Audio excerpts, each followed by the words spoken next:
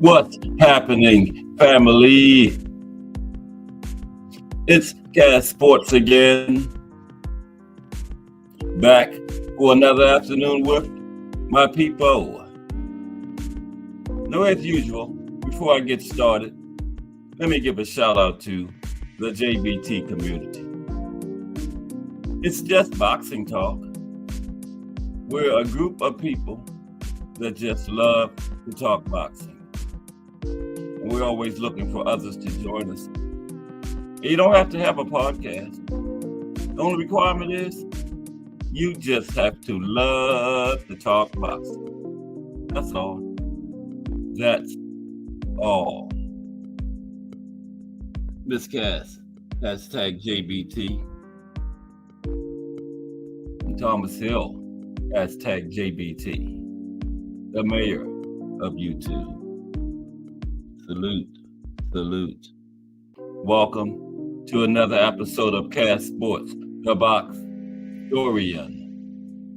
This is the Monday afternoon edition. Yep. Starting another week all over again. It's a vicious cycle. But here we go. Got another big week planned for you. We're going to start going through the decades today. We got the Roaring 20s. Boxing in the Roaring 20s, that is. Mike Masick in the building. Salute, Mike. Good to see you once again. Always good to see Mike Masick. Staunch supporter of all things JBT in Cass Sports, the Box Historian. Salute, Mike Masick. Yeah, we're gonna go through the decades day by day, starting with the 20s today. A look at a history, brief history of the decade. Look at some of the big fights that went on during the decade, some of the big fights that fought in the decade, and a few other significant events that occurred during the Roaring 20s. Big decade for boxing. That's when boxing really started gaining in popularity, started being on the radio. We're still about 20 years or so away from the TV age, but started being on the radio. And that's when boxers started making big money. Tex Rickard was the promoter of the day, and he had the first $1 million gate, the first $2 million gate. He was Don King and the Godfather way before Don King and the Godfather. But we're going to get into it in a little while. We're going to touch on these fights that happened this weekend. We actually had two cards Friday. Okay. We had the Oscar Valdez and Liam Wilson card, and we had another card from Atlanta, the ATL down in GA. Yep. Had a card out of there. We're going to touch on all of them very briefly. I know you heard a lot about them since they happened Friday and Saturday. But guess what? You haven't heard the Cash Sports version yet. That's what you're going to get today. Just going to tell you who won, who lost, a little bit about them, that's all. But how's everybody doing this Monday afternoon? Back for some more boxing history. Because you know, if it's a weekday and it's 2 o'clock, it's Cash Sports, the box story. Okay? Not a historian. A box story. There's a difference. Okay? All things boxing history. Yeah, I had some people had to come do some work today, and yes, they came right exactly at 2 o'clock. Fortunately, Miss Cass was home, and she's out there handling it. I thought I had said 10 to 12, but I said 1 to 3. And they came like 2:01. But man, I appreciate Miss Cass. She's always there to bail me out. Couldn't do this without her. Okay? It really helps to have a boxing wife, you know? Because when I'm sitting over this desk, reading and writing and Googling, a lot of wives would be like, what are you doing? Don't you get tired of that? I'm tired of watching you. But not Miss Cass. She supports. I remember when we were first dating and we were watching boxing matches and she's sitting there talking about, why did you throw to the left? You should have went to the right, and he's got some great footwork. And I'm looking at her. I'm not watching the fight. I'm looking at her like, wow, I got to marry this woman. And guess what? She can cook too. But Cash Sports, the box story. You know how we do it over here. Thomas Hill, hashtag JBT, Mike Mason. And of course, Miss Cash, the vice president of Cash Sports. But did everybody have a good weekend? Y'all enjoy that Amazon Prime rollout with the PBC? I think it was pretty good, you know, because the way those Saudis was current, we need somebody over here to step up to the plate, man. Them Saudis is trying to take over boxing. You know, they got card after card after card. They got them set up, man. They coming, you know? So, yeah. But it was really good to see everything work out for that Amazon Prime rollout. It was nice. Then, you know, we got the Face of Boxing coming up in June. So, yeah. It's all looking good. And, you know, as good as boxing was last year, it looks like we're going to have another good year this year. Yeah. Cash Sports, the box historian. Yeah. We're going to go day by day for like the next couple weeks, going through the decades, history of boxing for each one. And like I said, some of the big fighters, some of the top fighters from the decade, some of the top fights, and other historical events that occurred during the decade. Because you know how we do it over here. All things boxing history.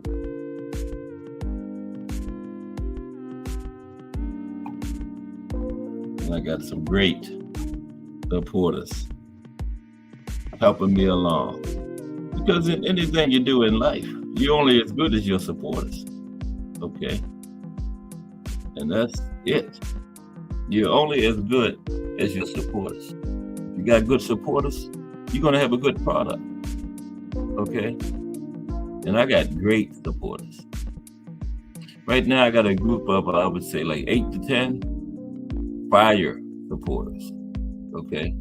Here every day, supporting, knowledgeable about the sport, respect the sport, respect each other. And, you know, that's how it's supposed to be. You know, nobody threatening to kill each other and arguing over Tank and Devin.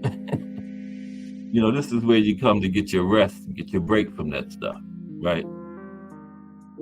And this JBT network that I'm a part of, man, that is fire. We got some fire channels and we're looking to add more. We had another great meeting Saturday. We still got some positions to fill, but yeah, it was only our second meeting, so we're young, but we're in good shape because we got good people. They Hardcore came up with the idea. What an idea he had when he thought of the JBT. Just boxing talk. That's all.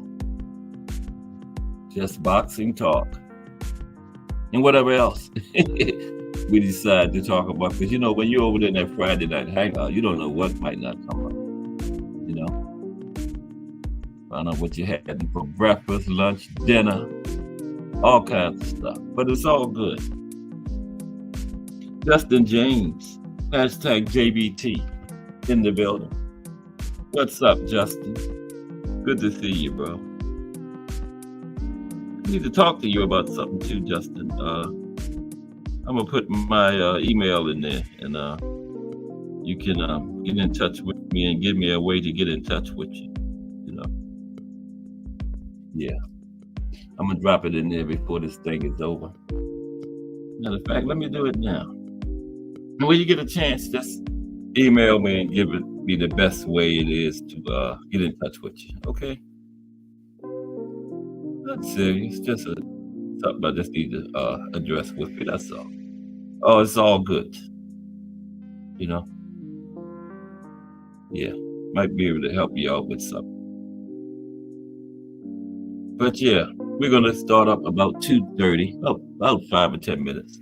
Always wait and give a few more people time to get into the building. That's all. A dreary morning in Baltimore. Rainy, cool. They say April showers bring May flowers. April definitely started out with the showers. Yeah, that's all small letters, Justin. So just give me a way to get back at you. Yeah, no hurry. Small thing, small big thing, but it's all good. But yeah, I got my staunch supporters in here. They coming in. That's why I wait till 2:30. Give all of them time to get here, because I don't want nobody to. Okay, Justin, got you. IG. I don't want nobody to miss this boxing history talk that I'm putting down. In the JBT. Yeah. I got my name from the mayor of YouTube himself, Thomas Hill, the box story. Yeah. Mixed between, it's a boxing historian. That's what a box story it is. Put it in the short definition. But Thomas Hill, he has a whole paragraph definition for it. I got it written down somewhere. I'll read it to you one day. But welcome to the Roaring 20s. That's what it is today. We're going to go 30s, 40s, 50s, all the way up to the 90s. Because I usually don't come past the 90s. If you get up into the 2000s, that's not history. That's stuff that just happened. And of course, we're going to take a break from the decades Friday to do the weekly profile. And this week is going to be Ricardo Lopez. Yeah, he fought in the he was champion all the way through the 90s. Because I was saying so many times that Joe Louis was the only one to ever be champion for an entire decade, but Ricardo did it too. And he was 51-0, but he had one draw. And if he wouldn't have had that draw, Floyd would have been 52-0. I guess they look at the draw as a blemish, but I don't. Nobody never beat him. But he's going to be the profile this week. Yeah. Down at 105. Because those guys don't get the credit they deserve fighting down in those lower weight classes. There were some bad boys down there, man. Namely Ricardo Lopez. Never beaten. Champion for the entire decade of the 90s. But you're going to find out a whole lot more about him Friday. He's the profile for this week, yeah. Of course, we had the Eastern Assassin last Friday, Larry Holmes. And I'm learning doing these things too. Yep. And we're starting off another week. This is in between the Pro Box week, so we don't have a Pro Box this week, but we got somebody fighting Saturday. Oh, wait a minute. No, I was getting ready to say, well, this is the month for Brian and Devin. But we got a little ways to go. What is it? April 20th? Yeah. Now we're getting to talk about Sebastian Fundora and Earl. They're just gonna jump right over Bud. Come on, man, that's not right. That's why I'm kind of glad Tim Tszyu lost, because he was already talking about he was gonna vacate the belt and fight Earl. How does Earl get in there? The man just got stopped. Just like Sebastian Fundora, and now he's champion. Coming off a stoppage loss. He got a title shot. And I think it was for the Tim Tszyu belt, plus it was for the WBO. Mm-hmm. Now, they got Earl doing the same thing, coming off a stoppage, trying to get a title shot. Come on, man, they need to stop that nonsense. Tim Layton, hashtag JBT in the building. What's up, Tim Layton? That's a big supporter, too. I'm glad Tim Layton is in here in case I have some questions or something about this sport, because, you know, you ask something about boxing, Tim Layton in there, he had an answer in the chat before you finish answering the question. Very knowledgeable guy. Tim Layton, a good guy to have around. If you got a question about something that happened in the sport, man. Wow. Salute, Tim Layton. Welcome aboard to another episode of Cast Sports. And we got the Roaring 20s today. I think it's a pretty good show, too. I got a great slide presentation for you. Mm-hmm. Let me tell you, see it. I got slides lined all up and down here. Yeah. But first, we're going to touch on the fights real quick. You know how I do it. Let's tell you who won, you lost. I know you know already, but you haven't heard it from Cast Sports yet. Oh, 5 minutes. But did everybody have a good weekend? Like I was saying, it's kind of a dreary morning in Baltimore so far. Raining, cool. I stepped out there this morning and I didn't look out there when I was preparing to go, and I stepped out, that rain just slapped me right in the face. Like, good morning, Cass. Coming down pretty steady too. Yeah. But April showers, spring May flowers. That's what my mother used to always say. And April is definitely starting out with the showers. But it's warm though. Mm-hmm. All I had on this morning was a little hoodie. Yep. Well, let's get ready to touch on these fights real quick. We had 2 cards Friday. I didn't even know. Then we had the one from Georgia. Yeah. Everybody was focused on that Pitbull and Rolly. Wasn't that something? Rolly got stopped. And Oscar is just joking. Just straight laughing at him. But Rolly kind of deserves it because he talks a lot of trash. And hey, when you talk that trash and don't back it up, you are fair game for everybody, man. So that's kind of like Rolly put his foot in it, you know. You talk that trash, you better back it up. You know.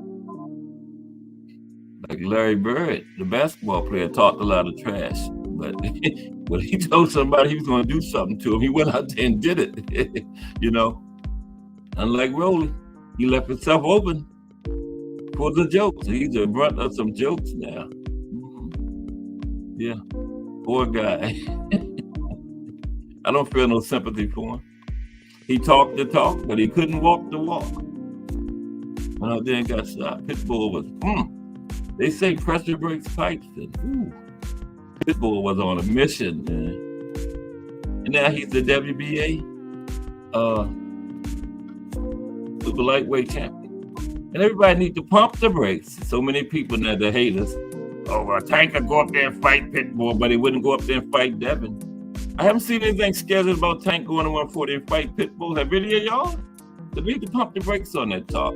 Tank got a fight coming up against Frank Martin. That's just the haters. People that just looking for something negative to say about Tank. It started immediately. The fight wasn't over 5 minutes before it started. Tank would go up there and fight Pitbull, but he wouldn't go up there and fight Devin.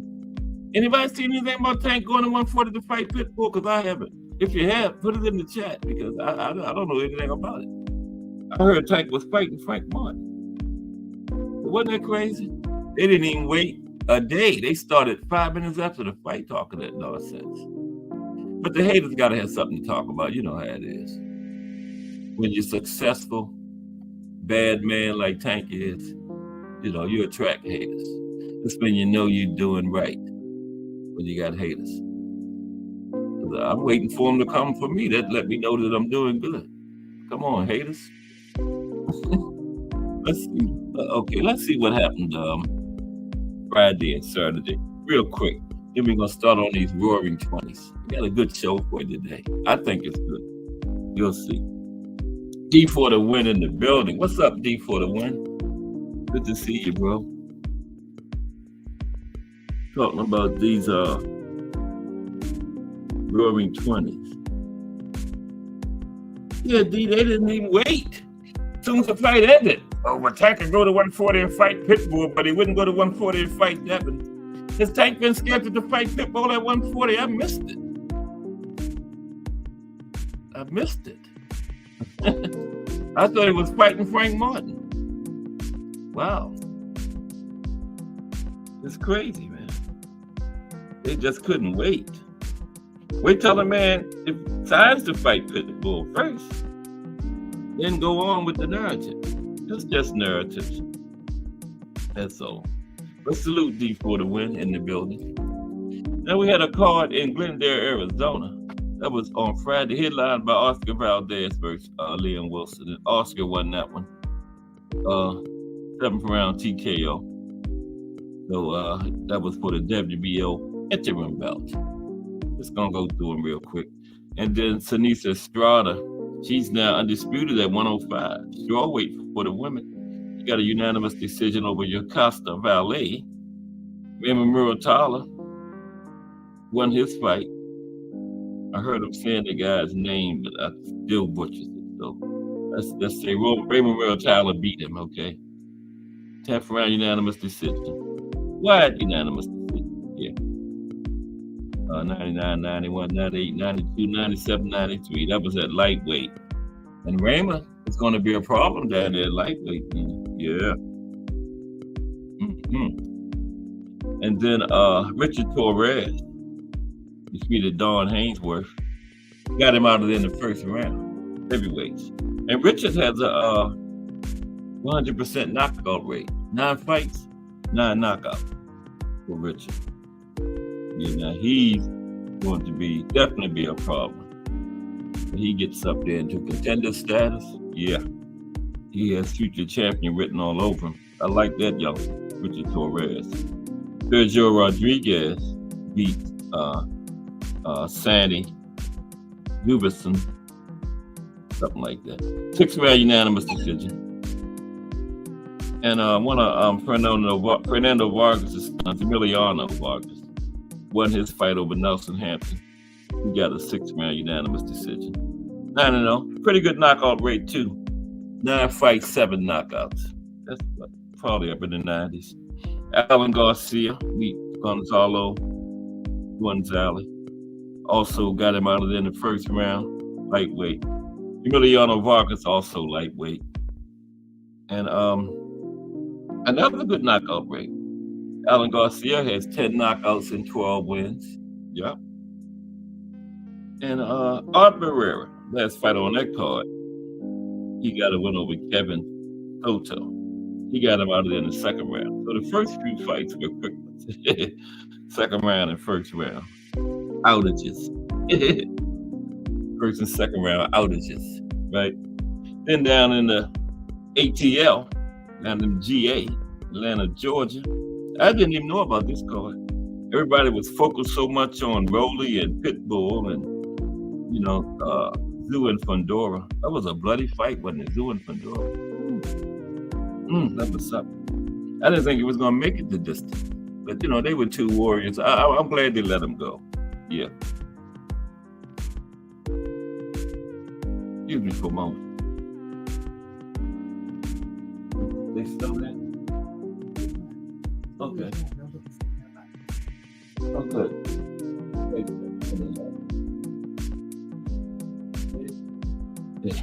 Oh, good. Miss Cass just informed me the workers are gone. Okay. So now, down in Atlanta, the main event for that one was Elijah Pierce versus Arthur Villanueva. That was a 4th round TKO, bantamweights by Pierce. Hayden Brady got a win over Waldemar Arzaga, 6th round stoppage. Junior lightweight. Darrell Scott. Usually I had trouble with the last name. Zachary Scott defeated the Trailers West. Where do these people come up with these names? Zachary, the Trailers. 4th round TKO, they were heavyweights. And O'Shea Jones, we had a women's fight on the card. She beat Sonia Drelling. TKO in the 5th round, 154. Junior middleweight. Giovanni Marquez beat Jason Velez, 6th round, unanimous decision.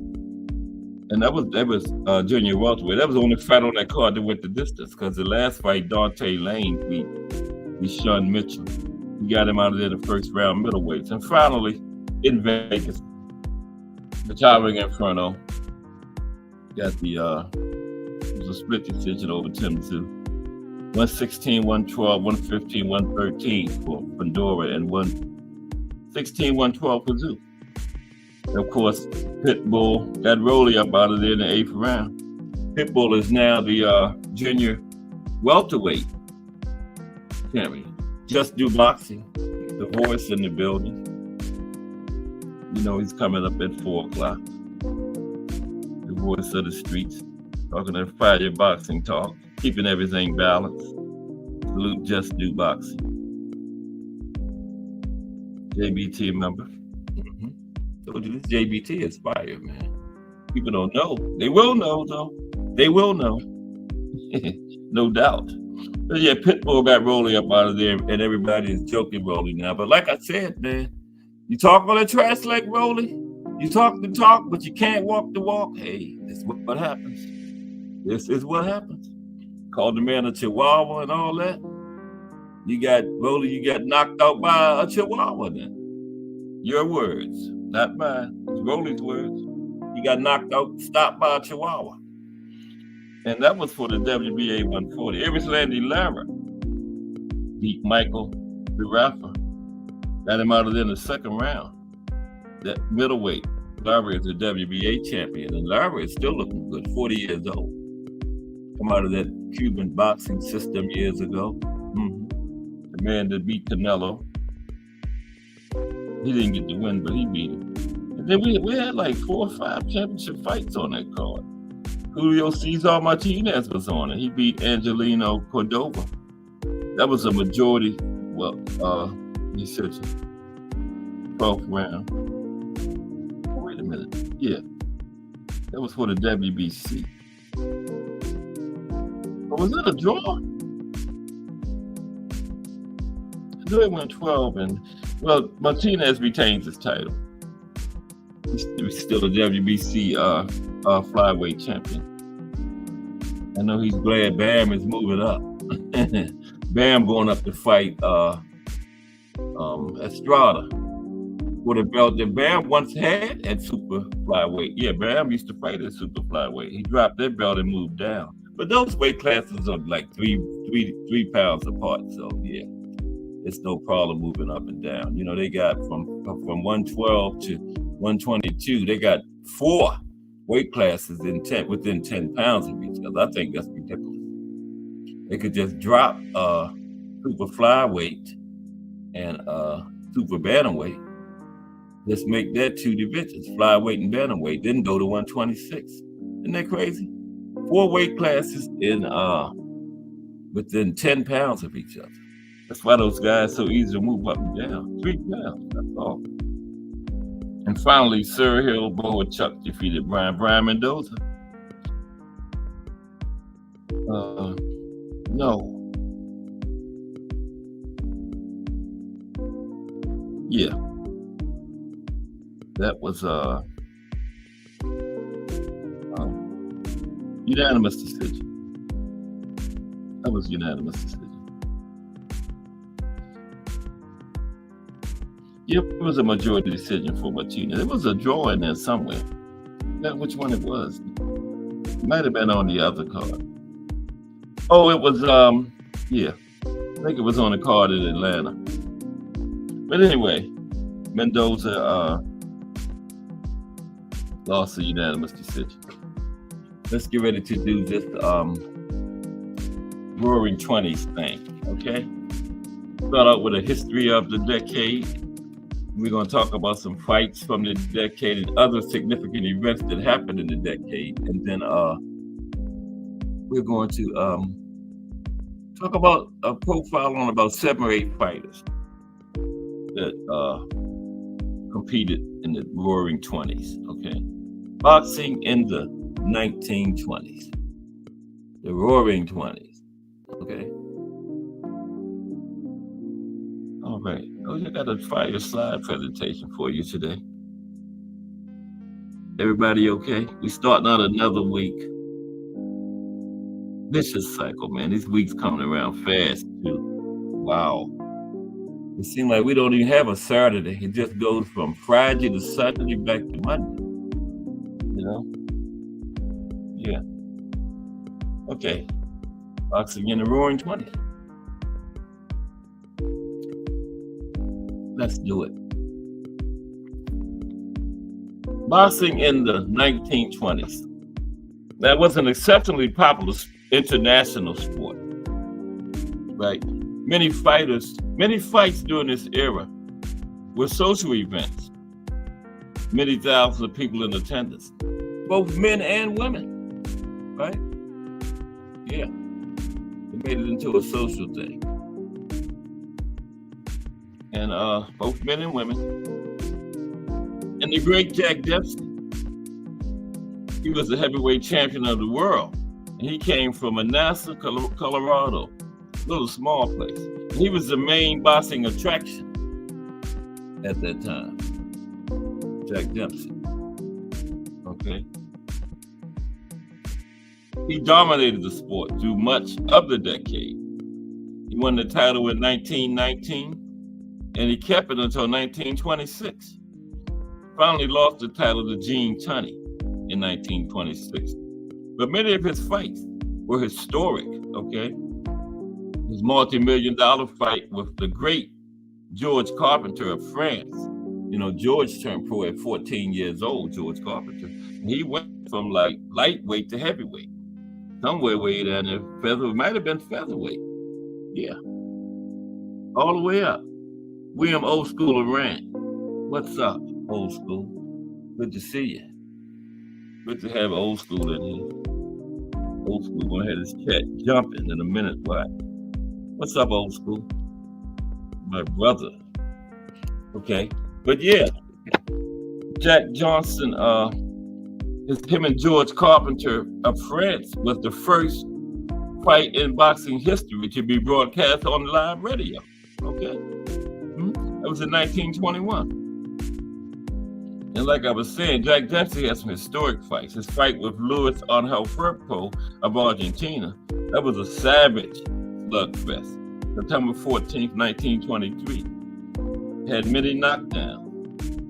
And that fight was thought to be the fight of the decade of the 20s by many boxing fans and historians. See, Cash Sports the Boxtorian wasn't around then, but I done seen it on tape, but yeah. I wasn't in the decade, so I can't really give my opinion, but his historians from around that time called it the fight of the decade. Jack Dempsey and Luis Angel Firpo of Argentina. Then Dempsey's fight against Tom Gibbons almost bankrupted the town of Shelby, Montana, right? Then he had the controversial rematch with Gene Tunney, the great Gene Tunney, in 1927. That was the famous long count fight. I'm going to talk about that a little bit later when I start talking about the big fights from the decade. But they called it the long count fight. Now, Dempsey was the world's most famous boxer during the 20s, right? And he became a household name. And he dated and married Hollywood actresses. Not actress, actresses, plural. Along with Babe Ruth, Red Grange, Bill Tilden, and Bobby Jones. They was called the so-called Big Five of sports from the Roaring 20s. You know, they all, you know, Babe Ruth played baseball, Red Grange was football, Tilden was tennis. It was Bobby Jones, basketball. Yeah, but they were called the Big Five of sports back around that time. Yeah, and then during the Roaring 20s. The other important boxers during the decade, yeah, they had women boxing back then too. But other important boxers during the 20s included Benny Lynch from Scotland and Panama Al Brown. Panama Al Brown was the first Hispanic to win a world championship. Now, during the 1920s, the airlines lacked the structured schedules that we have today. So a lot of boxers had to make their way to the important fights by train. Now, in 1921, the National Boxing Association was formed. It was founded by representatives from 13 American states, including a guy by the name of Sam Milner, okay? He was the head of it. And the purpose of the NBA was to counterbalance the influence that the New York State Athletic Commission, NYSAC, wielded over boxing. So the NBA was formed to, you know, because the NYSAC didn't have no kind of, they was just controlling boxing. So that these people got together and formed the NBA to compete with them, right? Now, the NBA sanctioned title fights. They published lists of outstanding challengers and withdrew titular recognition. The NBA did not appoint officials to title fights like the WBA, their predecessor does now. Right? I mean, the WBA followed them. Okay, that's what the NBA turned into. But the NBA did not appoint officials to title fights or otherwise impose its will on championship fights. It also did not conduct purse bids or collect sanctioning fees. Now, you know, the WBA ain't gonna never stop collecting sanctioning fees. Jury faints in the building. What's up, Jury faints? Good to see you. Jury's faint 757 in the building. Talking about those Roaring 20s. Boxing in the Roaring 20s. Yeah, very popular sport. That's the decade when it really hit the map in the 20s, okay? And yeah, but the NBA did not conduct purse bids or collect sanctioning fees.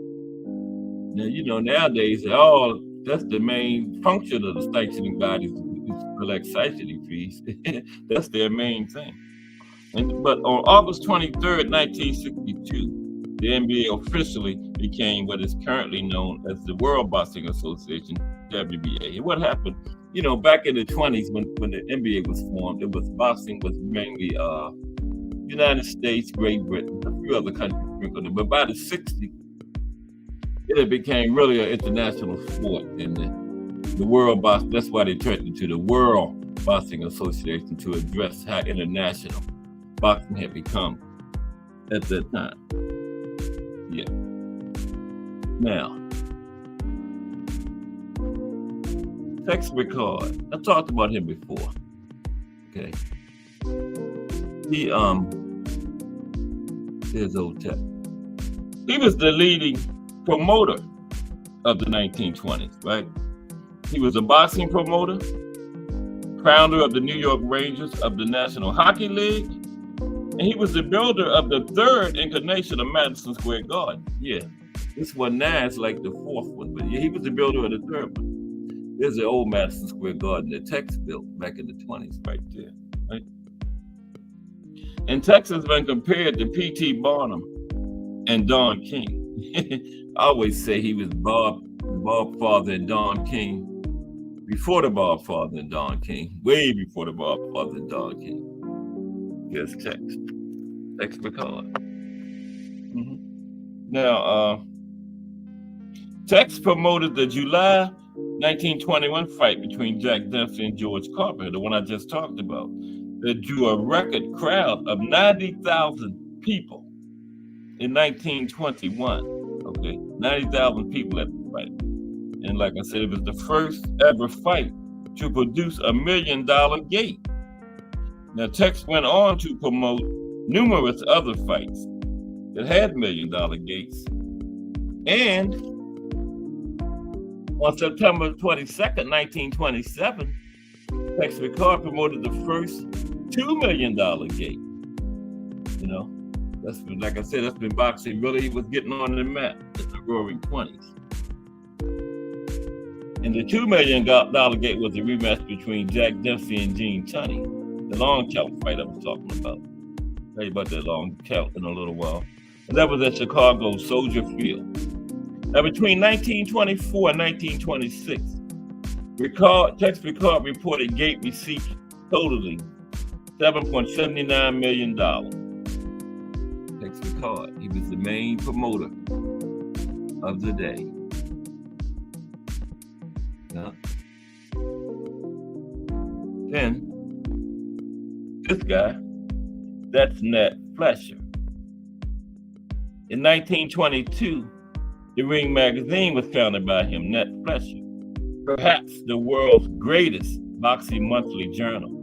Now, the first issue was dated February 15th, 1922. It was 24 pages, and it cost 20 cents. Wow.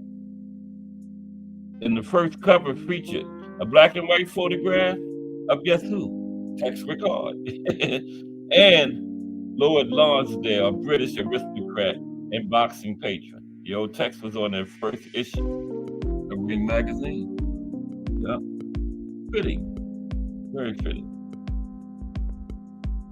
And then in 1922, the Ring magazine is also known as the Bible of Boxing. Y'all have heard it called that, the Bible of Boxing. In 1922, they began naming the fight of the year, right? And in 1928, they began naming the fighter of the year. Now, the first fight of the year in 1922 was Harry Greed versus Gene Tunney. And the first fighter of the year, which was named in 1928, was Gene Tunney. Now, also in the 1920s,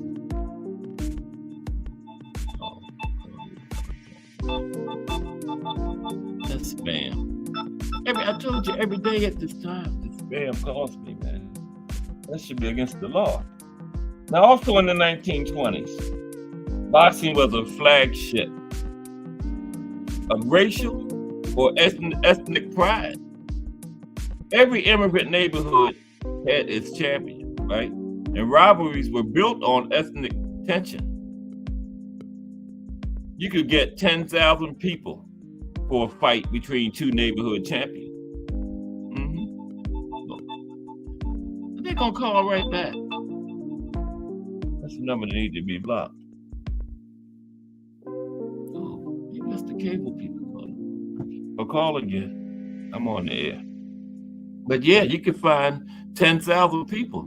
You get two neighborhood champions, two immigrants, champions of their neighborhoods fighting. Yeah, folks be packed in there.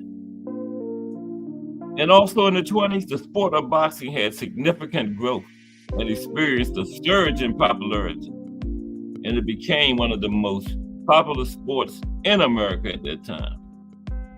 It had a positive impact on the economy.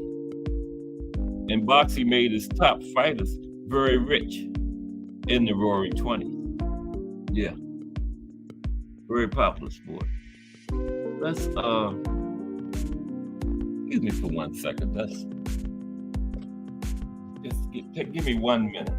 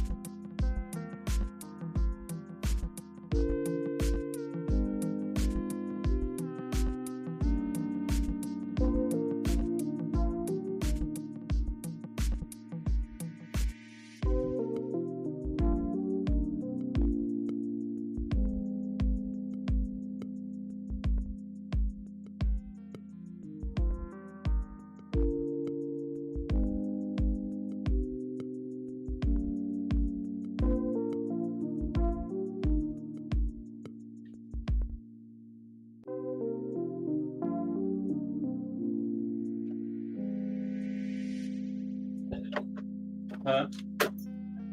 Yeah, it's all good. Okay. Sorry about that. I'm back. Sorry about that. I'm back. Wow, nobody left. Now, let's talk about some of the fights that happened in the decade and a few other significant events that went on back during the Roaring 20s. Okay. Yeah. Get my slide thing together. Oh, yeah, I went past the first one. Okay. Okay. Yeah, put that over there. Oh, wait a minute. No.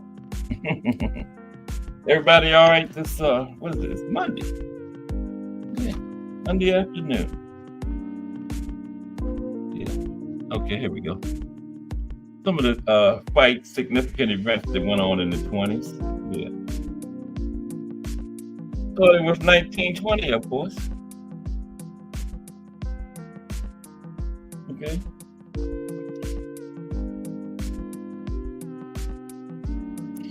Okay. March 24th, we're in 1920. Walker Law was implemented, okay? And what Walker Law was, it was the early New York state law regulating boxing, right?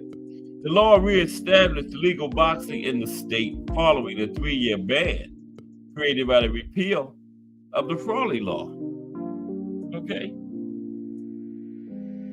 The Walker Law instituted rules that better ensured the safety of the fighters and it reduced the roughness of the sport. It limited matches to 15 rounds because before the Walker Law, matches could go 30 and 40 rounds. The fight usually went on until somebody couldn't continue, okay? I think Aunt McQueen said a little about it this morning in the hangout. You know, there wasn't no such thing as decisions. The fight just went until somebody couldn't continue.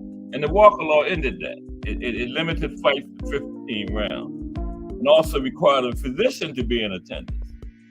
Restricted certain aggressive acts, such as headbutting. Yeah, headbutting was legal. You could kick the man while he was down. Yeah. You could do a whole lot of stuff to get your man out of there because remember, you had to keep your man from getting back up to win the fight. So yeah, there was a whole lot of rough stuff went on, and the Walker Law ended all that stuff. And it created a regulatory commission, which was the New York State Athletic Commission. Walker Law, 1920, March 24th. Okay, still in 1920, July 5th, Benny Leonard, knocked out of the ring in round 5, came back to knock out Charlie White in the 9th round to retain his light heavyweight championship. October 11th, George Carpenter knocked out Battler Levinsky in the 4th round to win the light heavyweight championship. December 14th, Jack Dempsey comes from behind to knock out Bill Brennan in the 12th round to retain his heavyweight championship. And on December 21st,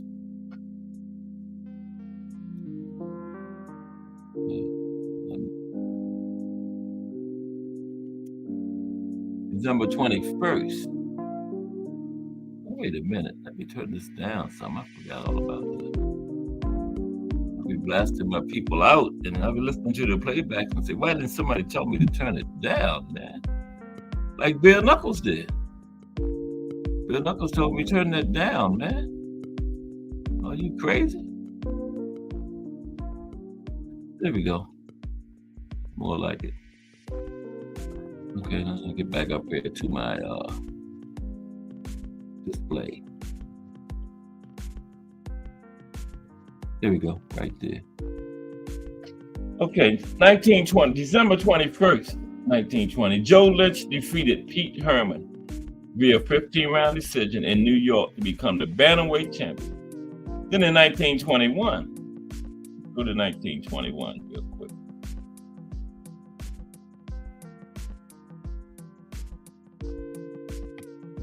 January 14th, Benny Lynch retained the world lightweight title with the 6th-round knockout over Richie Mitchell.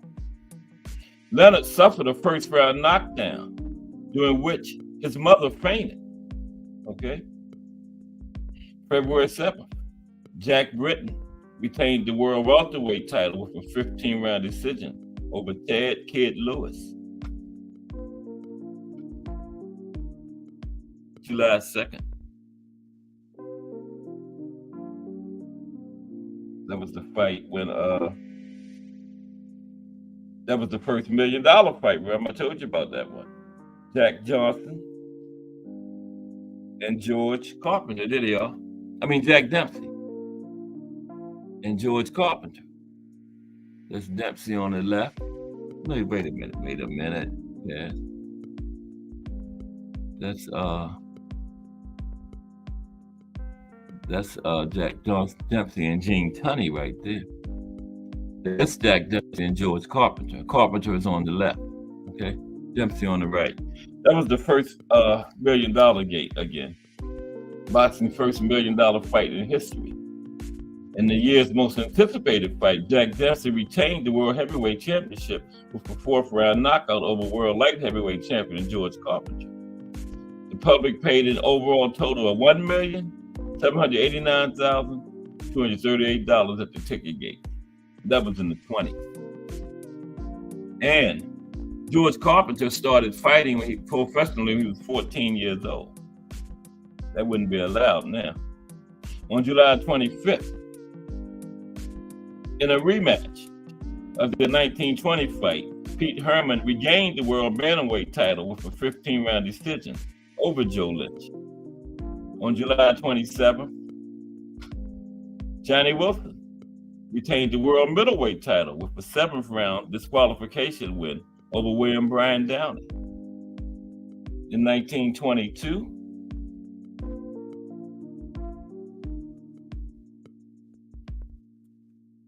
February 1922, that was when the Ring magazine was founded, remember? First issue on February 15th. February 10th, Benny Leonard retained his world lightweight title with a 15-round decision over Rocky, Kansas. June 11th, George Carpenter retained his world light heavyweight title with the 1st-round knockout of Ted Kid Lewis. June 26th, Jack Britton retained his world welterweight title with a 13th-round disqualification of Benny Leonard. Okay, on September 24th,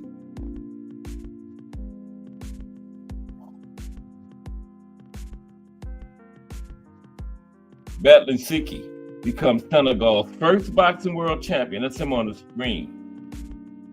Coming back from several knockdowns to win the world light heavyweight title by knocking out George Carpenter in 6th round in Carpenter's home of France. Hickey also became Africa's first world light heavyweight champion.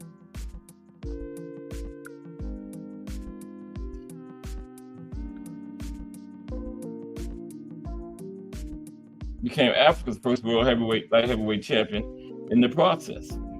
Yep. Then on November 1st, Mickey the Toy Bulldog Walker becomes the world welterweight champion, defeating Jack Britton by 15-round decision in New York. Go to 1923.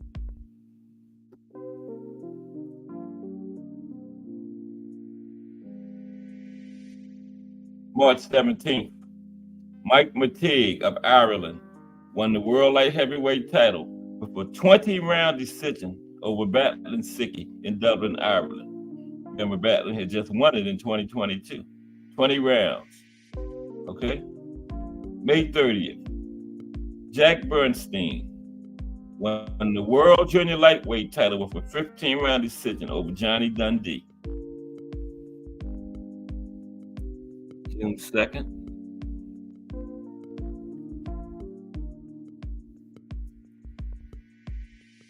June 2nd was French Eugene Cricky, that's him on the screen, who had sustained a shot in his mouth during World War I, becomes the world featherweight champion, beating Johnny Kilbane by a 6-round knockout. Doctors had told Cricky he would never fight again after he got shot, because he had been fighting, then he stopped fighting to go to the war, and he got shot in the mouth, and the doctors told him he would never fight again. He ended up becoming world champion. June 18th, Pancho Villa.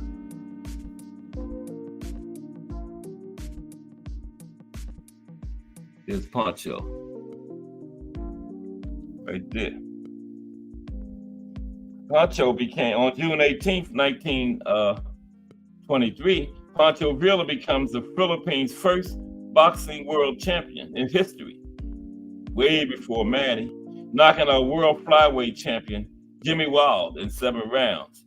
That's why I was saying the other day, Manny is arguably the best Filipino fighter ever, because we had guys like Pancho Villa, him, Flash Holiday. So yeah, Manny is one of them, you know. Can't call him the best. July 4th, in one of boxing's most economically disastrous fights.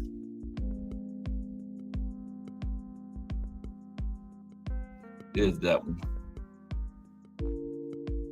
Jack Dempsey retained his world heavyweight crown with a 15-round decision over Tommy Gibbon in Shelby, Montana.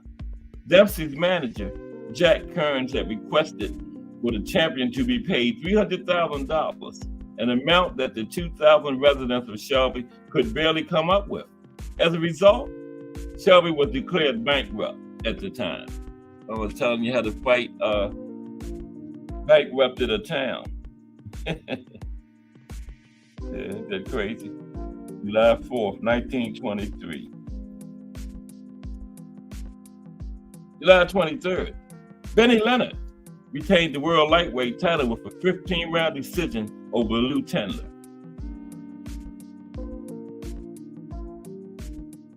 September 14th, in one of boxing's most famous fights,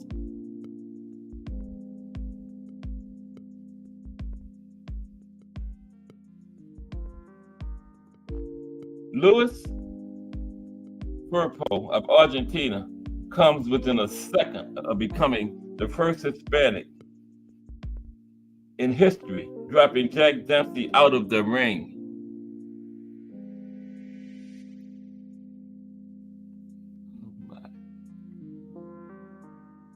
Dropping Jack Dempsey out of the ring. Yeah. For a 9-second count, but Firpo is himself dropped 10 times as Dempsey retains the crown with a 2nd-round knockout.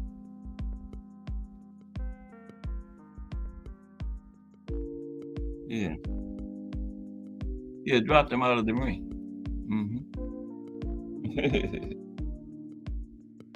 Then on December 17th,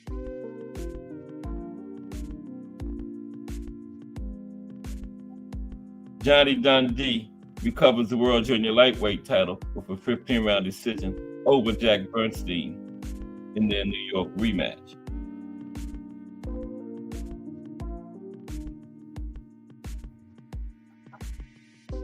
(1924), January 18th.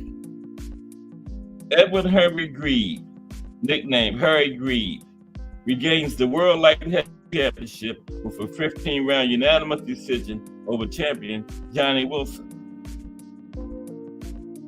On March 21st, Abe Goldstein, a newspaper writer turned boxer, wins the world bantamweight title with a 15-round decision over Joe Lynch. Newspaper writer, returned boxer, became a world champion. June 2nd, Mickey Walker retains the world welterweight title with a 10-round decision over Lou Tender. August 1st, world lightweight champion Benny Leonard fights to a 10-round no decision with Pat Moran in a non-title fight, in what would be at his mother's request, his last fight until 1931. Remember, Benny got knocked down a few years before his mother died, so she asked him to stop fighting. But he did return a few years later. Okay, but yeah, his mom said, no, I can't handle it. But I don't know if she had passed away by 1931 or just changed her mind, but he did return to the ring. 1925. In what would turn out to be his last victory, Pancho Villa retains the world flyweight title with a 15-round decision over Clever Sencio. July 2nd, Harry Grieve retains the world middleweight title with a 15-round decision against world welterweight champion Mickey Walker. Now, July 4th, fighting with an ulcerated tooth, without knowledge of the extent of his illness, Pancho Villa drops a 10-round decision to Jimmy McLaurin in New York. July 14th, Pancho Villa passes away from blood poisoning. Now, he had that ulcerated tooth. Then after the fight with Jimmy McLaurin, he had to have 3 more teeth pulled out. And the dentist has prescribed bed rest to him. Now, he was 23 years old, from Argentina, here in the United States after a fight. You know he wasn't going to be on no bed rest, so he went out partying. Then a couple of days later, they had to rush him to the hospital. He had surgery, went into a coma during the surgery, and later that night passed away. Pancho Villa. Should have followed the doctor's orders, Pancho. August 27th. Lewis Kaplan retains the world bantamweight title with a 15-round draw against Babe Herman. December 18th, Lewis Kaplan and Babe Herman fight for the second time of the year, with Kaplan retaining the world bantamweight title with a 15-round decision. So Kaplan beat him both times. 1926, September 23rd. After 7 years at the top, heavyweight champion Jack Dempsey is defeated by top contender Gene Tunney. October 12th, Jack Sharkey hands out a beating to Harry Wald until Willis gets himself disqualified in round 13 for excessive holding. Okay, 1927. Heavyweight champion Gene Tunney again defeats contender Jack Johnson in the famous battle known as the Long Count Fight. Now, the Long Count Fight, okay, between Gene Tunney and Dempsey. Tunney won a unanimous decision, and it was in Chicago. Tunney was knocked down in the 7th round. The count was delayed due to Dempsey's failure to go to and remain in a neutral corner. Whether this long count actually affected the outcome remains a subject of debate. Now, a lot of people say the fight was fixed and Dempsey wouldn't go to that corner on purpose, giving Tunney a chance to get up. A lot of people say that fight was fixed. Yeah.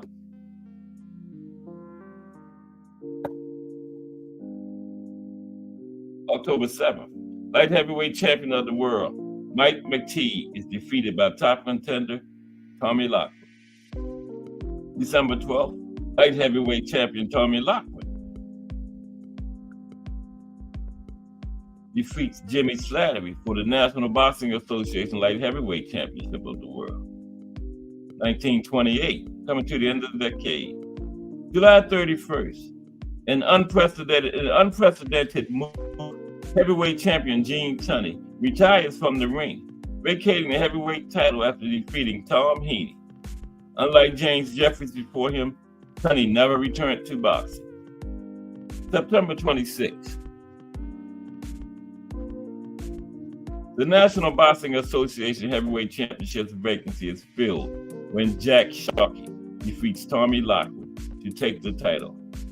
Sharkey's title was not universally recognized, and in 1930, he would be defeated by Max Smelling for the undisputed championship. Last year of the decade, March 1929, March 28th. Tommy Lockwood defeats Mickey Walker via a 10-round decision in Chicago, Illinois to keep his light heavyweight championship. In September, Tommy Lockwood, undefeated light heavyweight champion of the world, relinquished the title to move up to heavyweight.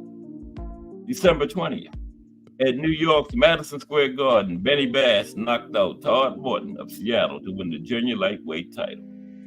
Okay, now we're going to do a profile on a few fighters that fought in the decade of the 20s. Okay? Little profile on some guys. Everybody okay this Monday afternoon? That's what it is. We're going to look at about 7 or 8 fighters. Some standouts from the 1920s. Yeah, let me get it going for you. Yeah. Tomorrow is the 30s. Friday, the profile is Ricardo Lopez, of course. Strawweight, 105 fighter. Was champion through the entire decade of the 90s. 51-0, but he had one draw. Okay. So he had one more fight with Floyd. 51-0, but he had a draw. Like I said, if he wouldn't have had that draw, Floyd would definitely be 52-0. I guess you look at the draw, it's kind of like a blemish. I don't. Nobody never beat him. He was champion. I think him and Joe Louis are the only 2 guys that were champions for an entire decade. Ricardo had 22 straight title defenses also. That's huge. Never beaten. 22 straight defenses. I think he's second to Joe Louis's 25. Yep. Here we go. Famous boxers of the 1920s. Remo in the building. What's up, Remo? Remo from hashtag Let's Talk Fashion. Lonnie Lee, hashtag JBT. I've been paying attention. Remo, hashtag Let's Talk Fashion. Hashtag JBT. Lonnie Lee, hashtag JBT in the building. Starting out another week. We're going to do a little brief profile on some of the top fighters from the 1920s. This is Cass Sports, the box historian. All boxing history over here. And it's almost time for another hashtag Let's Talk Fashion. Wow. Can you believe it? I think we just had one. Okay. Let me see. I got some pictures of these guys. Not pictures, slides of these guys. Okay. So the first one is going to be Jack. Yeah, that was Jack Dempsey going out of the ropes in the ring against, I think it was George Carpenter. And Jack Dempsey actually came back and won that fight. You know, that was at the end of the round. Once he got him back into the ring from outside the ropes, went sit on a stool and asked who won the fight. And they was like, that's just the end of the round. The fight is still going on, Jack. He didn't know where he was at. He came back and asked who won. And he went on to win. You know, looking at that picture right there, that looks like it's over for him, don't it? Yeah, but he actually came back and won that fight. Yes, he did. Yep. A lot going on in the chat there. BN Boxing News in the building. What's up, BN Boxing News? I hear BN Boxing News is getting ready to get back busy on his channel. Maybe he can join this fire lineup. That would be a great addition. Yeah, that was good news. We found that out yesterday. So yeah, that's something to look forward to. BN Boxing News getting back in the mix. Yes. Excellent news.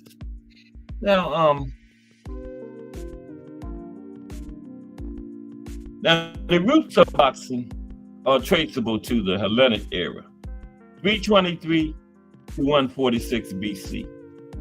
But its modern form originated from England and popularized to its height in America, right over here. Boxing is the only game in which the victory is determined by the severity of physical harm done to your opponent, okay? Now, the American, Australian, and British associations clearly called for the ban of boxing in the 19th century, right, 1800s, as a matter of policy. And the 19th century was a bad patch in the history of boxing. And the sport was outlawed in England and America.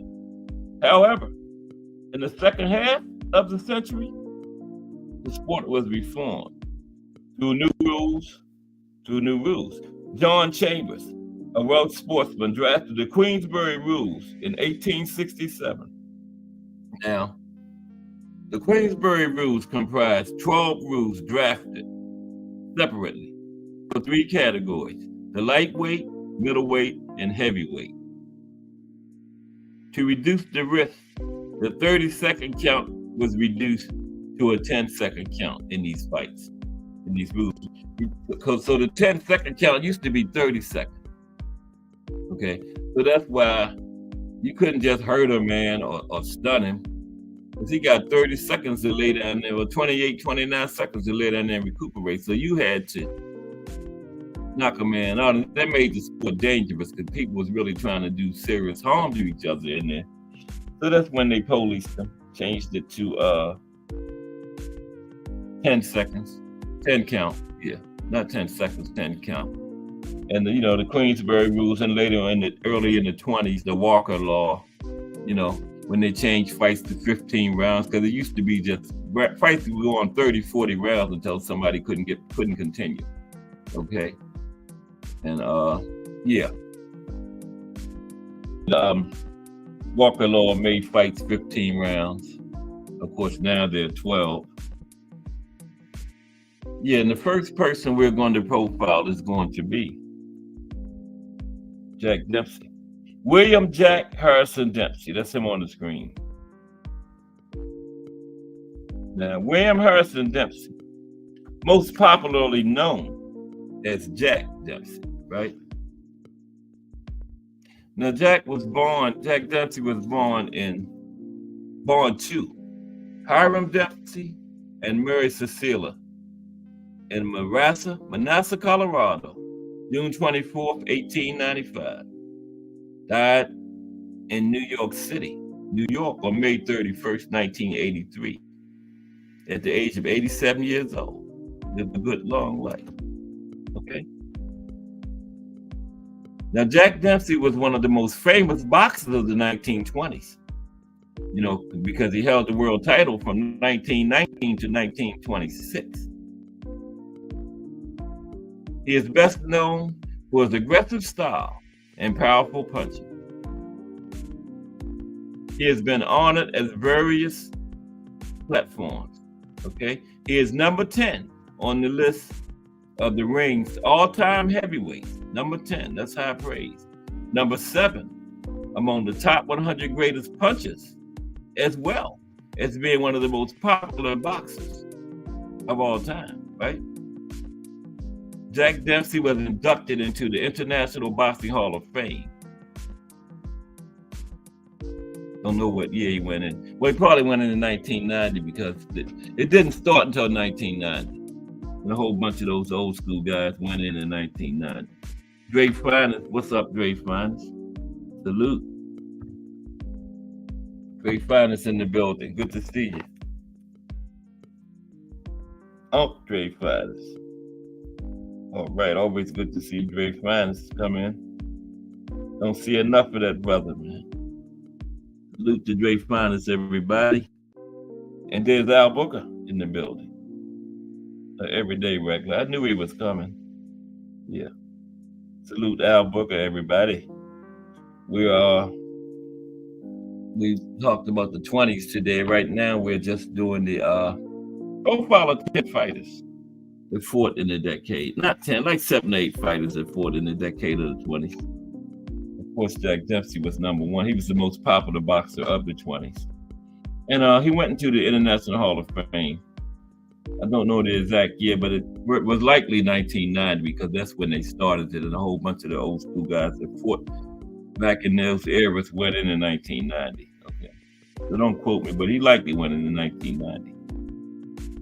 Now the Associated Press rated Dempsey by voting him as the greatest boxer of the past 100 years. He was a school dropout, but explored his best capability and became the best boxer of his era. Jack Dempsey. Okay. Next, Billy Misk. You know, some of the top guys that fought in the 20s is Billy. And where's my glass? Where's my glasses? Yeah, I wear glasses. I can see you better okay with up close with them though. But Billy Misk is next. Okay.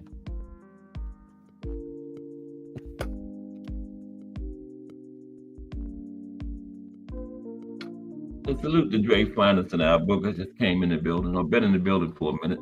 I wasn't paying attention. But let's talk about Billy Misk right quick. Okay. Just do boxing coming up next in about a half hour. The voice of the streets.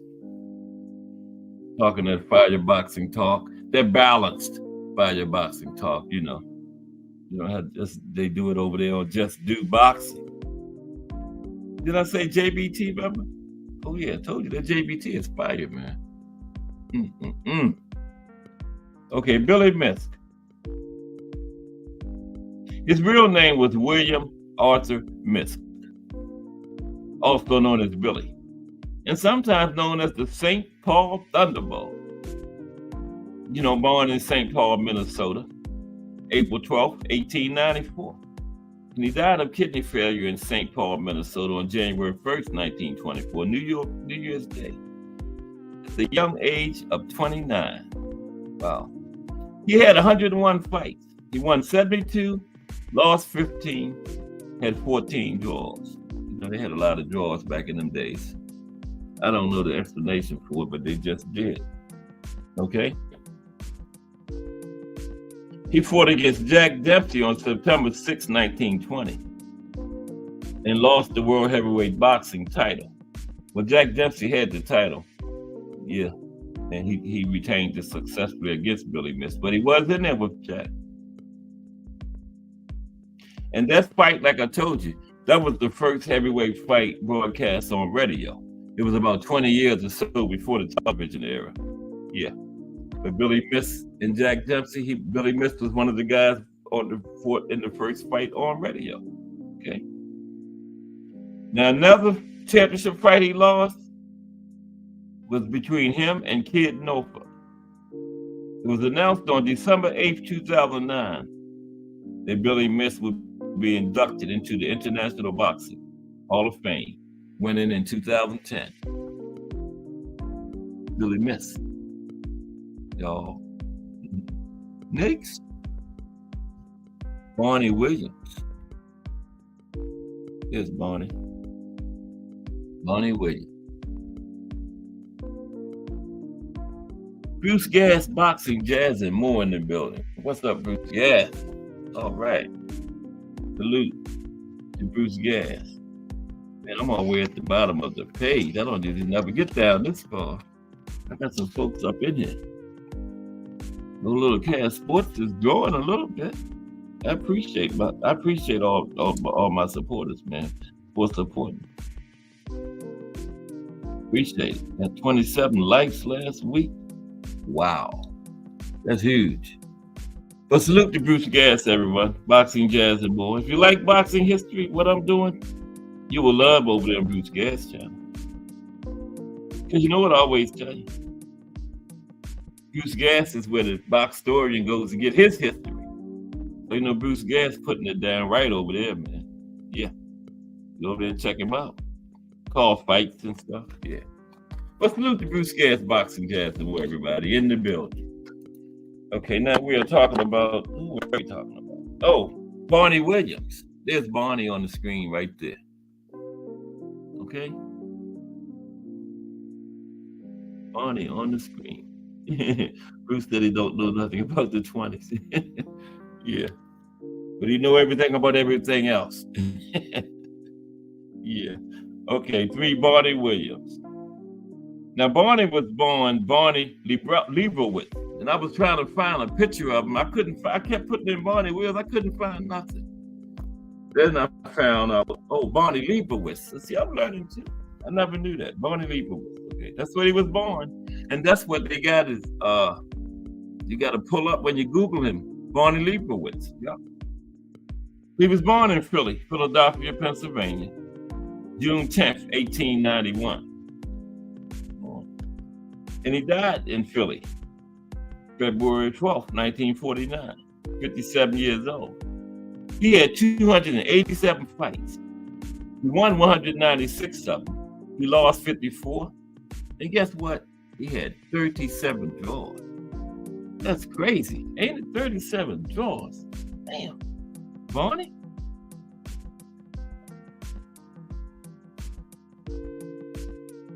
Now, he was inducted into the International Boxing Hall of Fame, and he was inducted into the Jewish Sports Hall of Fame in 1982. The International one in 1990. He went in that inaugural class, because remember, it wasn't formed until 90. A whole bunch of those guys went in there.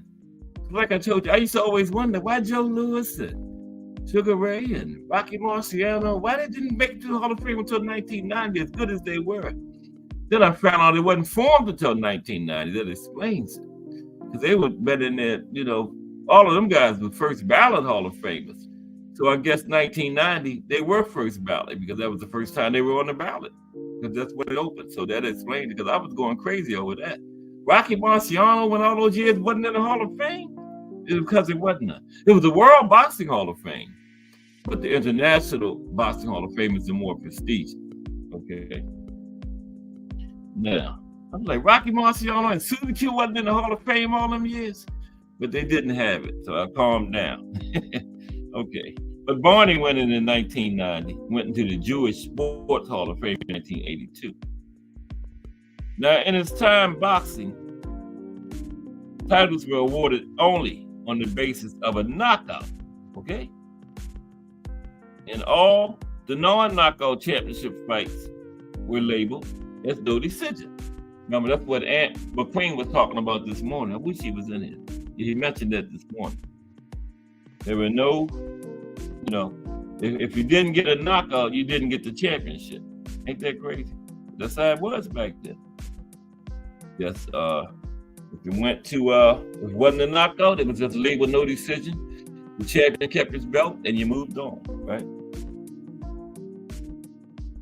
And Barney loved to fight. All his fights were decisions, okay? Next up is George Carpenter. Now, this guy started fighting when that's George on the left, you know, dealing out the punishment. He started professionally when he was 14 years old, man. And this guy went from like featherweight all the way to heavyweight.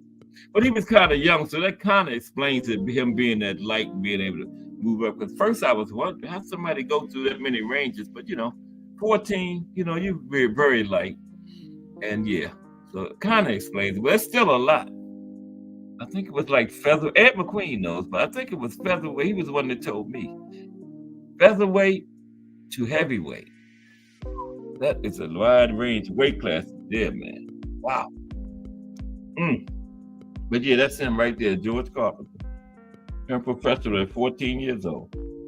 Okay. He was nicknamed the Orchard Man from France, born in Pas-de-Calais, France. January 12th, 1894. That's my brother's birthday. He died in Paris, France on October 1975. Wouldn't it be something if it was October 14th? Born on my brother's birthday, died on mine, but it's just October 1975. At the age of 81. Like I said, he started at the early age of 14. Okay. Fought in all divisions because featherweight was where it began when he started fighting, right? So he fought in every division they had at the time he was fighting, right? In 1911, he was a professional fighter and welterweight champion of France and Europe. In 1912, he was the middleweight champion of Europe. So welterweight champion one year, middleweight champion the next year.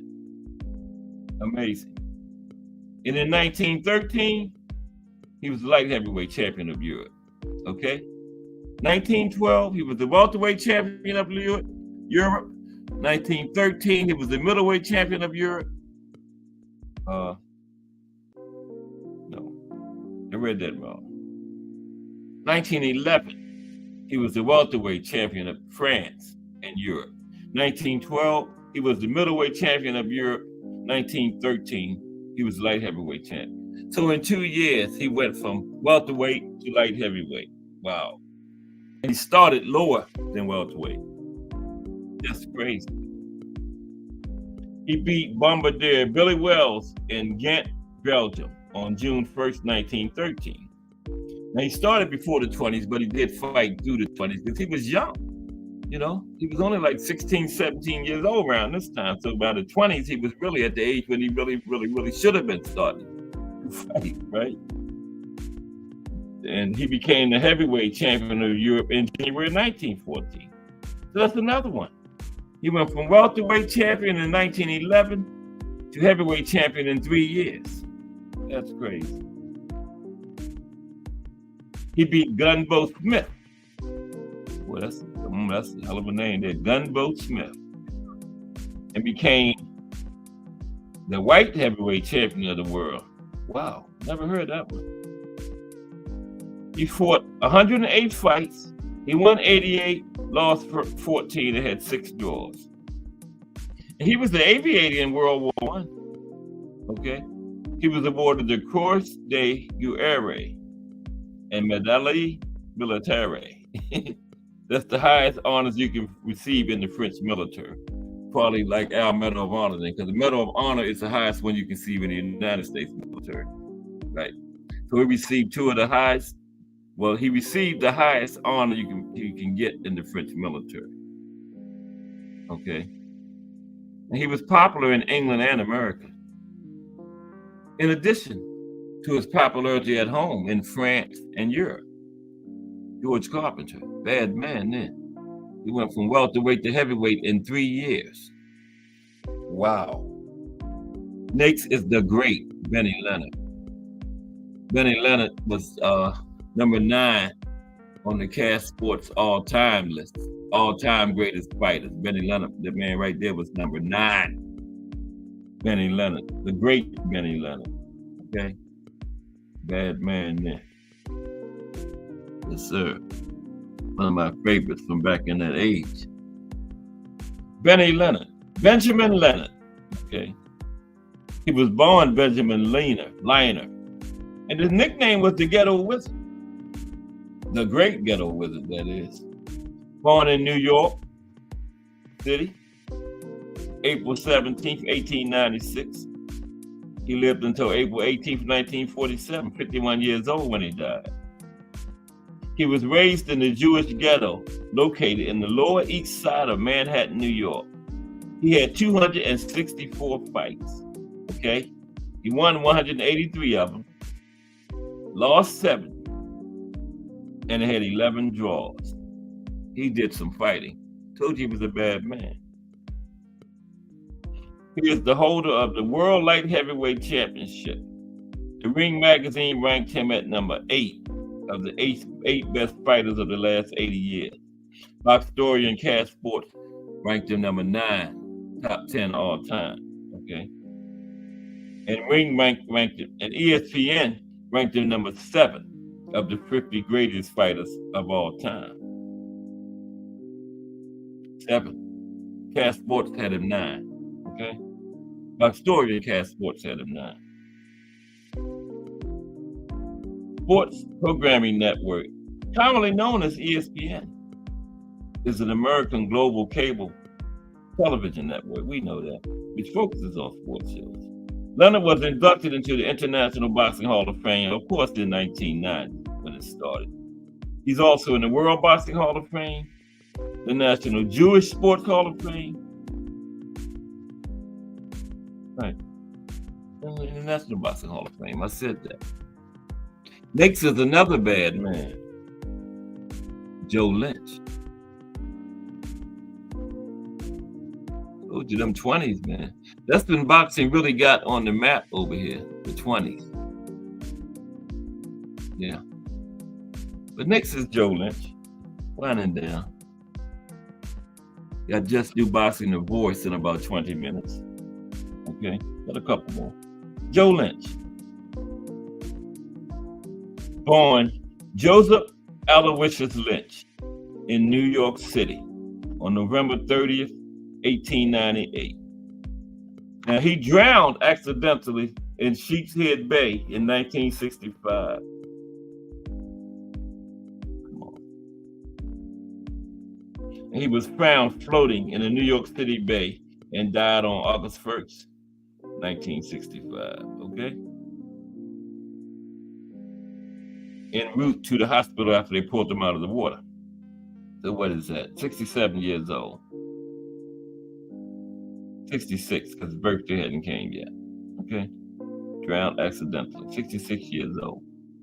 He defeated Pete Herman and won the world title in 1920. Having later been defeated by Herman in the rematch, he regained the title from Johnny Buff. Now, Lynch retired in 1926. Now, as an old timer, he was inducted into the International Boxing Hall of Fame. That's what they call all those guys, old timers, because, you know, I think it's a certain amount of time go past, you're considered an old timer. But see, they didn't have the International Boxing Hall of Fame, or he would have definitely been a first ballot one too, no doubt. Benny Lynch would have definitely been first ballot Hall of Fame. Okay, they would have to answer the Cash Sports the Boxtorian if it wasn't. Paul Frisch is next. There's Paul. Paul Francois Frisch was born on February 25th, 1901 in Paris, France. Died on September 22nd, 1970, 69 years old. And somewhere in France, I can't pronounce that, but it was in France. He won 20 fights, lost 11, and 10 were draws. Now, he only had 41 fights. That is very low for that time frame, man. Because you see what these other guys fighting 150, 200 times, almost 300 times. So he only had 41 fights, right? He was 5'2.5", 158 pounds. Okay. He competed in the early 1920s and won a gold medal in boxing at the 1920 Summer Olympics. He beat Gene Gatchett in the final. He was affiliated with the Athlete Club de Beaufort, France. He's using all these big words on me. Okay, and definitely last but not least, Harry Grebe. I say Grebe. Okay, he's last. Harry. Another bad man. There's Harry right there. Okay. Where is Harry, man? I had to write something up on Harry, but I can't find it. Okay. Las Vegas, Nevada. There you go. Bear with me for a second. There's Harry. Okay, Harry Grebe. It's Grab, right? Okay. Harry Grebe. He established himself as perhaps the greatest middleweight in history during the 1920s, right? Greatest middleweight any decade, but he did his boxing in the 1920s. That's the decade where he really stood out in. He's the only fellow middleweight he lost to during the decade was Tiger Flowers. Okay, I probably have Tiger Flowers in the 30s. He fought during the 20s, but Tiger was more known during the 30s. He's the only middleweight to beat Harry Greb. Okay, that fight came after Grebe had fought nearly 300 professional fights and suffered serious retinal damage. He didn't even have no business in there. Okay, aside from Flowers, the only fighter Grebe lost to during the decade were light heavyweights and heavyweights. He fought bigger men with regularity and nearly always won. He's the only man to ever beat Gene Tunney. That was at light heavyweight. Remember, I was doing the Rocky Marciano profile, and I said Gene Tunney was also undefeated at heavyweight, but Gene Tunney had a loss at light heavyweight. This is the man that beat it. Gene Tunney is only loss. Gene Tunney is like 801 or something. I don't know, like 200 or something and one, and that's the 100 or something and one. That's the man that beat him right there. Yep. And he was known as the Pittsburgh Windmill. He was an explosive ball of energy inside the ring and a legendary carouser outside of it. Okay? Greaves' nearly mythical status is enhanced by the fact that almost no known footage exists of him in the ring. In this side. Almost no known footage exists of this man in the ring. And there you have it. The roaring 20s, okay? Tomorrow will be the 30s. I don't know what I'm gonna call them yet. Hope you enjoyed it. I did. I enjoyed bringing it to you. We got like 15 minutes. We're gonna be pulling up on The Voice, okay? I'm going on over. I'll see y'all over there. And I appreciate everybody's support, man. I think Cat Sports is actually growing a little, man. You know, I write down every name every day, and I had never went on the back of the page before. Today, I'm on the back of the page, man. I filled the whole page up with names that was in there. That's a little notebook. It's a little notebook now, but hey, I still filled it up with names. You just got 1, 2, 3, 4, 5, 6, 7, 8, 9, 10, 11, 12, 13, 18 lines on it. Okay. So yeah, I did it. Bruce Gas, Boxing, Jazz, and More is on the second page. Yep. So that's huge for Cat Sports. I appreciate y'all, man. Because like I said in the beginning of the show, you're only as big as your supporters. Okay. And I got great supporters in this JBT. And the JBT day has still got a long way to go. We got Just Do Boxing next, and then we got Jay Hardcore spinning the block. Jay Hardcore is right now on his way around the block. That's why he ain't in here. He coming spinning around the block, and he'll be back around by 8. And he'll be back on. Then the closer, the Mighty Rise podcast, will be on at 9. And you know, in there you might see the tank of the face of boxing. Both his coaches, Calvin Ford, Kenny Ellis, sitting there at any moment, chopping it up. Okay. Where else you gonna find that on YouTube? Nowhere. I was on there with him Saturday now. Yeah, I ain't say nothing, but I was on the panel. And man, you know how they make you turn your camera on, so I got my face all groomed up and everything. That I say, see, ain't gonna make me turn my camera on when I get on the ride. So guess what? Everybody up there is dots. Yeah, everybody up there is dots. I said, oh man. I could have just left my beard and stuff all bushy and regular. Yeah. But I appreciate everybody, man. Another Cat Sports is getting ready to go into the book. Don't forget, this is Decades week or Decades 2 weeks, because we're going to do the 30s tomorrow. You know, the 40s, be Joe Louis and them boys. 30s. Good fighters in the 30s, too. Little history of the decade. Some the big fights that happened during the day. Just like we did it today. Some of the big fights that went on. Some of the significant events that happened in the decade. Profile on a few of the top fighters from the decade, you know. So don't miss it. And remember, Friday is Ricardo Lopez, the profile. Mexican fighter that was champion, ruled the 90s at 105, ruled the 90s. One guy was ruling 108. So he said, I'm gonna go down here and test out Ricardo. I forgot his name. He said, I'm gonna go down here and test out Ricardo Lopez. Says nobody can beat me at 108. Got stopped in the second round. Ran back to 108 with his tail tucked between his legs. Shouldn't have came down there and messed with Ricardo. Should have stayed at 108. He learned the hard way. That's the profile Friday. The great Ricardo Lopez. Now this one guy kind of had his number. He never beat him. Now Ricardo, I'm telling you the whole damn thing before Friday get here. But one more thing about it. Ricardo had this one guy. I can't remember his name. I'll tell you about his name Friday. Ricardo either got a unanimous decision to stop everybody he faced. He had one guy actually won on a judge's card and had a split decision with him. That was this guy. This is the same guy that gave him the draw. So this guy kind of had his number. He didn't beat him, but he actually won on one judge's card. A very good fight. I think Ant McQueen broke that fight down. I had put it, but I missed the breakdown. Yeah, he broke that fight down. Angelino something like that. But anyway, come on, Cass. Haven't you heard of Google? Yeah.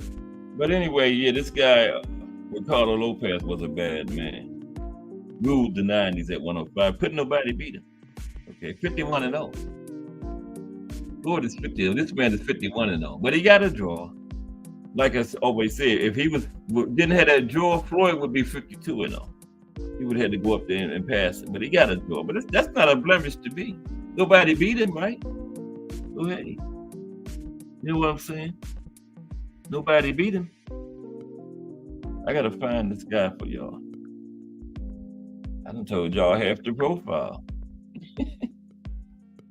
But I said his name was Ricardo Lopez, right?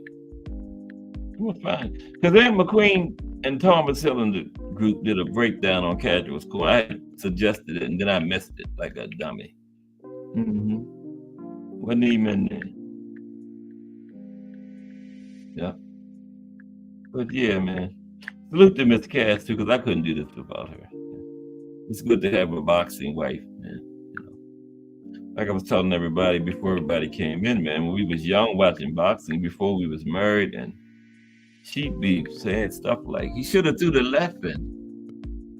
He got great feet. And, no, you threw the wrong punch and all this and all that. I'm looking at her instead of the fight like, I got to marry this woman. Wasn't nobody getting her. If I couldn't have had, I would have killed everybody. Yeah. But yeah, seriously. She's a great wife. She loves boxing, man. And she knows her boxing. I won't bet her. I can't get Ricardo Lopez box rec to come up. Guess what? Maybe if I put box rec behind his name, it'll come up, right? I just put the man's name, didn't even put box rec. That might help, yeah. Yeah. I gotta know that guy's name. I'm one of them people when I'm, trying to figure out something. I got it now. We got Google now. Back in the old days, you didn't have Google. Something like this, it might take you a month trying to figure it out what's happening. But now, it's right at the tip of your finger. Ricardo Lopez. I got his box rec. I found out who he had to draw against. That's all.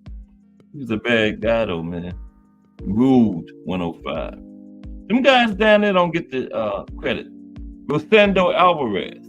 Okay, that was his name. Rosendo Alvarez. If you're into watching old fights, Ricardo Lopez versus Rosendo Alvarez. They had two fights. Let me tell you what the first one was. The split decision. Well, they were a long ways apart. Well, anyway, the draw was I'm gonna tell you the first one first. You were a long ways apart, man.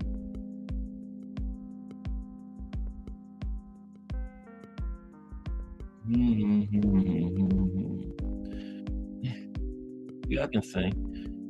Well, anyway, the draw was I done lost that now. Okay.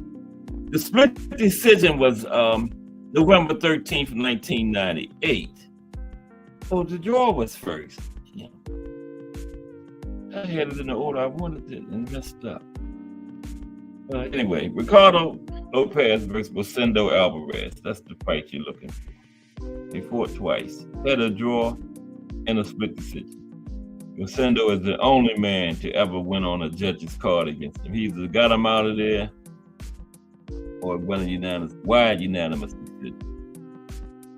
You know, type of fights that wasn't in doubt, but this guy kind of had his number. He didn't beat him, but he had two great fights with him. The draw was, oh, wait a minute. Oh, that was back to back. What am I doing? The draw was, what's the third month? March? We just finished it. March 7th, 1998.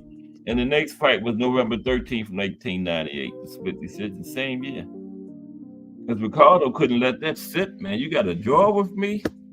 Gave him a rematch right away, and the guy almost beat him. Great fight. Yep, both of them 12 rounds. But Ricardo got him. But yeah, he's a profile. 51-0, 1 draw, 38 knockouts. Yep, Ricardo Lopez. Yeah. Get ready to put this one in the history books. Another good show. Along with my people.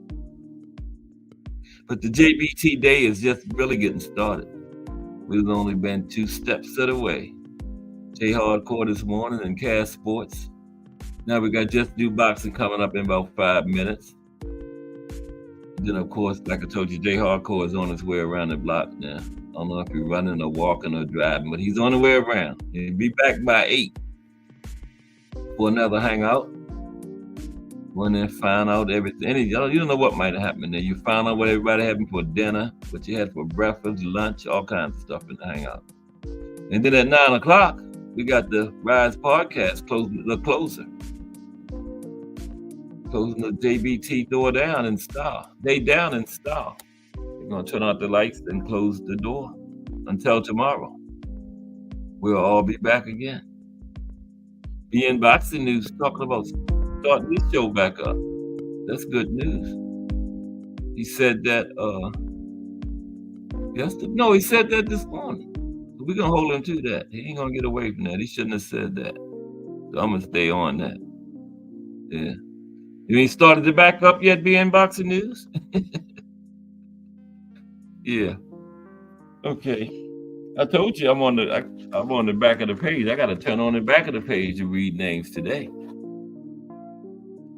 But we had Bruce Gas, Boxing Jazz, and more. That's where the box historian goes to get his history. Al Booger.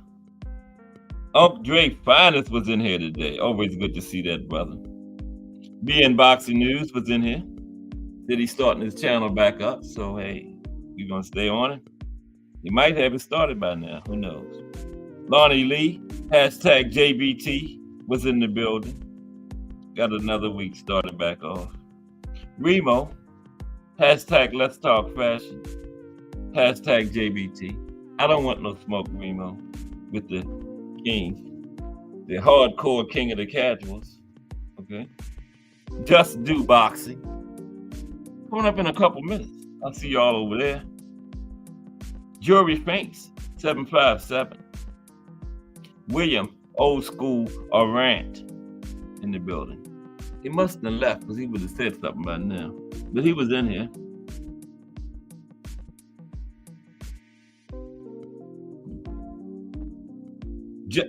I said, Just Do Boxing. I say him again. He's coming up in a couple minutes. The Voice, Just Do Boxing. D for the Win was in here. Salute D for the Win. Appreciate you, brother. Tim Layton, hashtag JBT. I'm glad with Tim in here. Because I want to know something, just ask. Tim will have it in there. I won't even had a sentence out yet. Tim had an answer in the chat already. Justin James, hashtag JBT. Don't forget to get in touch with. Oh, you gave me Instagram. Okay, gotcha. Mike Masick was in the building. Salute, Mike. Thomas Hill, hashtag JBT, the mayor of YouTube. That's huge. The mayor of YouTube is a member of the JBT. Okay? Busy as he got to run a whole community, but he got time to be a member of the JBT. Salute, T Hill. And of course, Miss Cass, hashtag JBT. The brains of the Cass Sports operation. But that's it, everybody. Salute to Miss Cass. I'm getting ready for Just Do Boxing coming up in a couple minutes. This is Cass Sports. Everybody have a great day. But I will see y'all again in Just Do, the Hangout, or the Rise podcast. Maybe in all three of them. See y'all later. Everybody have a good one. Cass Sports.